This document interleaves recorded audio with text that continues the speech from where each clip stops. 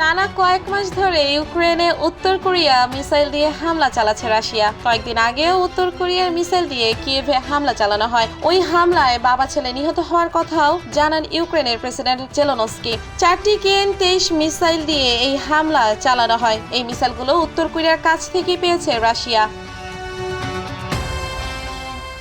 উত্তর কোরিয়ার দাবি তারা জাতিসংঘ নিরাপত্তা পরিষদের কোনো নিয়ম লঙ্ঘন করেনি, কিন্তু স্যাটেলাইটে ধারণ করা ছবিতে দেখা যায় সম্প্রতি রাশিয়া 11,000-এর বেশি কন্টেইনার পাঠিয়েছে পিয়ংইয়ং। গেল সেপ্টেম্বরে ভ্লাদিভস্তকে কিম জং উন ও ভ্লাদিমির পুতিন সাক্ষাৎ করেন। এরপরই দুই দেশ একে অপরকে সহযোগিতার ব্যাপারে সম্মতি হয়।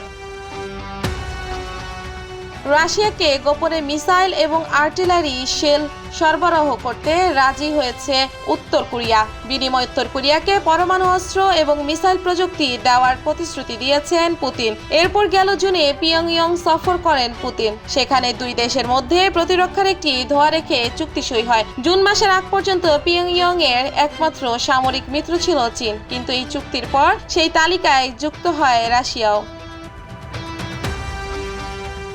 অধিকাংশ বিশ্লেষকের বিশ্বাস, মস্কো ও পিয়ংইয়ং এর মধ্যে ক্রমবর্ধমান সম্পর্ক নিয়ে বেশ চিন্তিত বেইজিং। রাশিয়া ও উত্তর কোরিয়ার প্রতিরক্ষা চুক্তির চীনের নতুন মাথা ব্যথার কারণ। মস্কো ও পিয়ংইয়ং এর কাছে আসল স্বাভাবিকভাবেই বেইজিং এর উপর উত্তর কোরিয়ার নির্ভরতা কম।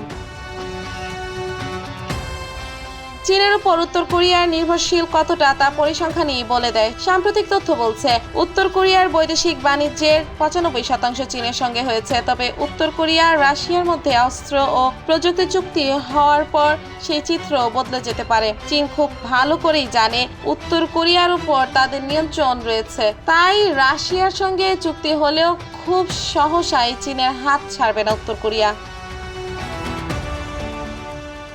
রাশিয়া উত্তর কোরিয়া প্রতিরক্ষা চুক্তির চীনের নতুন মাথা ব্যথার কারণ। মস্কো পিয়ংইয়ং কাছে আসলে স্বাভাবিকভাবেই বেইজিং এর উপর উত্তর কোরিয়ার নির্ভরতা কমবে।